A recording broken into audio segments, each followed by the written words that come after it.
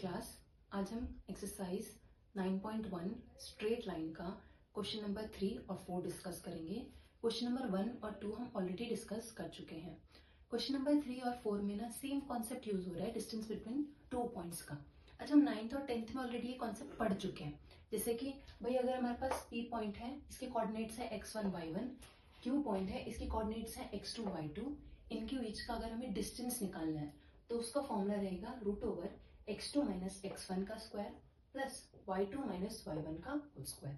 ठीक है। अब क्वेश्चन नंबर 3 में ना हमें दो कंडीशंस भी दे रखी है। पहली कंडीशन क्या दे रखी है कि जो PQ लाइन फॉर्म हो रही है ना वो पैरेलल टू y एक्सिस है, यानी कि अगर पैरेलल टू y एक्सिस है तो कहीं ना कहीं या तो उसके राइट हैंड साइड रहेगा या फिर y एक्सिस के लेफ्ट हैंड साइड रहेगा। ठीक है। एक चीज इसमें कॉमन है, अगर मान लो चाहे लेफ्ट हैंड साइड रहे या राइट हैंड साइड रहे, हमारी जो x की वैल्यू है ना इस पूरे लाइन पे क्या रहेगी, कांस्टेंट रहेगी। यानी कि जो x2 की वैल्यू है वही हमारे x1 की भी वैल्यू रहेगी। इसका मतलब क्या है, हमारी अगर PQ parallel to y axis है तो x1 बराबर हो जाएगा x2 के। अब फॉर्मूले पे आते हैं। अगर x2 माइनस x1 का whole square plus y2 minus y1 का होल स्क्वायर का रूट ओवर जो है डिस्टेंस का फॉर्मूला है P और Q के, तो x2 माइनस x1 तो हमारे इक्वल है, तो ये क्या हो जाएगा, हमारा 0 हो जाएगा। रिमेन क्या बचेगा, सिर्फ root over x2 minus y2 minus y1 का होल स्क्वायर। ठीक। अब देखो ये क्या है, स्क्वायर में है, तो जब हम इसको स्क्वायर रूट हटाएंगे तो ये आएगा हमारा plus minus y2 minus y1। लेकिन क्योंकि हम यहाँ पर डिस्टेंस फॉर्म कर रहे हैं या डिस्टेंस फाउंड कर रहे हैं तो यहाँ पर कभी भी निगेटिव में नहीं हो सकती डिस्टेंस, तो इसे हम मॉड लगा देंगे और वैल्यू आ जाएगी y2 माइनस y1। पहली कंडीशन फुलफिल होगी। दूसरी कंडीशन क्या कहती है कि PQ is parallel to x axis. Same चीज है, जहां वहां पर हम y एक्सिस के पैरेलल थे, यहाँ हम x एक्सिस के पैरेलल है। तो जब y एक्सिस के पैरेलल तो कांस्टेंट क्या था, x1 y1। जब x एक्सिस के पैरेलल रहेगा तो कांस्टेंट रहेगा y1 और y2। यानी कि जो लाइन आएगी कहीं ना कहीं या तो इधर आएगी या फिर डाउनवर्ड्स आएगी। ठीक है। जैसे हमने पिछले फॉर्मूले में यूज किया था, भाई डिस्टेंस फॉर्मूला क्या है PQ का, root over x2 minus x1 का whole square plus y2 minus y1 का होल स्क्वायर। y1 और y2 बराबर है तो ये क्या हो जाएगा, 0 हो जाएगा। रिमेनिंग क्या बचेगा, x2 माइनस x1 का होल स्क्वायर रूट ओवर में। ठीक है। अब जब ये है सेम वही कॉन्सेप्ट, भाई अगर हम स्क्वायर रूट हटा रहे हैं और उसको आंसर आएगा प्लस माइनस में, लेकिन डिस्टेंस कभी हमारा प्लस माइनस में नहीं हो सकता, सिर्फ प्लस में हो सकता है, तो हम मॉड लगा देंगे which will become x2 minus x1। ठीक है। ये हमारा क्वेश्चन नंबर 3 का पूरा कॉन्सेप्ट है। अब आते हैं हम क्वेश्चन नंबर 4 में।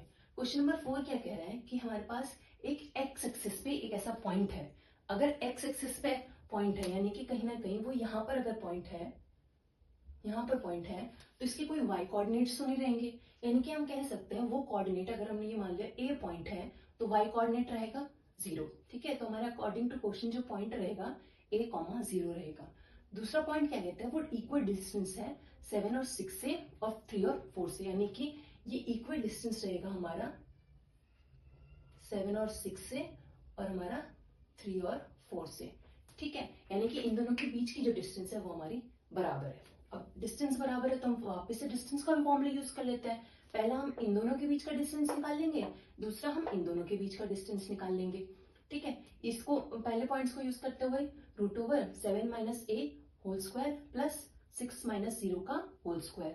दूसरा रूट ओवर 3 माइनस a का होल स्क्वायर प्लस 4 माइनस 0 का होल स्क्वायर। देखो अभी हमने रूट्स एज इट इज रखे, बस ये जो स्क्वायर्स के नंबर है ना इनको ओपन करिए। 7 माइनस a का होल स्क्वायर क्या, a minus b whole square का फॉर्मूला यूज हो जाएगा।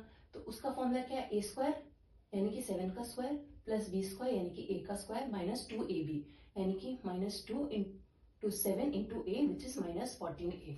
ठीक है। अब देखो यहाँ पर 0 तो 0 माइनस करेंगे कोई वैल्यू रहेगी नहीं, मतलब 6 माइनस 0 करेंगे तो हमारे पास 6 ही रिमेनिंग रहेगा। 6 का स्क्वायर कितना हो जाएगा हमारा 36। इस वाले क्वेश्चन में a माइनस बी का होल स्क्वायर, वापस से वही सेम फॉर्मूला, a स्क्वायर यानी कि 9 प्लस b स्क्वायर यानी कि a स्क्वायर माइनस 2ab यानी कि माइनस 6a प्लस 4 का स्क्वायर यानी 16। अच्छा हम उसको थोड़ा सा सॉल्व कर लेंगे, this will become a square minus 14a plus 36 minus 36 plus 49 बन जाएगा 85। ऐसे इधर बन जाएगा a square minus 6a plus 16 plus 9 कितना हो जाएगा 25।